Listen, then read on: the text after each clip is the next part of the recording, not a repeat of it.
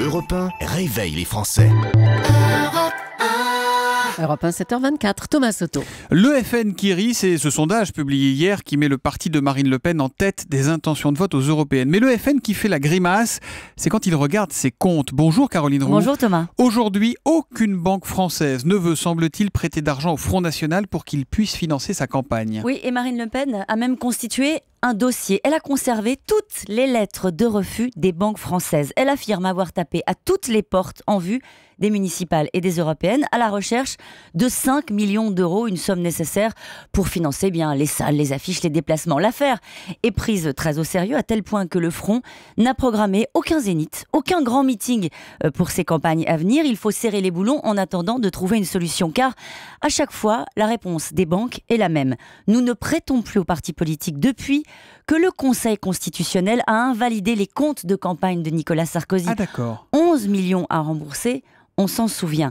Comme le dit Marine Le Pen, qui a discuté en direct avec les banquiers, ils n'ont plus confiance. Ils se sont rendus compte que dans l'affaire de l'UMP, ils n'auraient pas pu assumer de mettre le premier parti de droite à genoux financièrement. Alors aujourd'hui, le FN fait la tournée des banques étrangères. Elle tape à toutes les portes, enfin, excepté celle du Qatar, ça va de soi.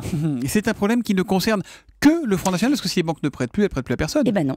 Non, Nicolas Dupont-Aignan, vous savez, pour son parti Debout la République, me confirme qu'il a obtenu la même réponse, y compris de la part de la banque qu'il a toujours suivie jusque-là, qui a donc accepté à l'époque la prise de risque. Un nom ferme également pour ces têtes de liste aux européennes qui doivent emprunter en leur nom propre 50 000 euros. On ne prête plus aux politiques, pas de prise de risque. Les Verts, eux, assurent qu'ils ont l'habitude de faire des campagnes low cost et qu'ils n'ont pas eu de difficulté. L'UMP avait anticipé sur les dépenses des campagnes à venir et n'aura donc pas besoin de solliciter de nouveau les banques, selon l'ancien trésorier. Voilà pour ceux que j'ai pu interroger. En tout cas, l'UFN a saisi la commission des comptes de campagne.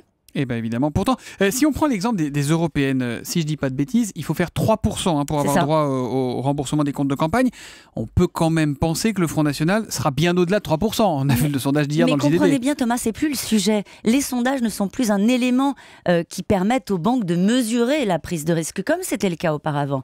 En sanctionnant Nicolas Sarkozy, le Conseil constitutionnel ne pouvait pas imaginer les conséquences sur le financement de la vie politique. Mais la réalité, c'est qu'à la défiance des Français vis-à-vis des partis s'ajoute visiblement maintenant celle des banques. Ah oui, si après l'abstention des électeurs, il y a l'abstention des banques, pour qui les partis politiques sont des clients comme les autres, eh bien, on n'est pas sorti d'affaire. L'info politique de Caroline Roux tous les matins, 7h25 sur Europe 1. À demain, Caroline. À demain, Thomas.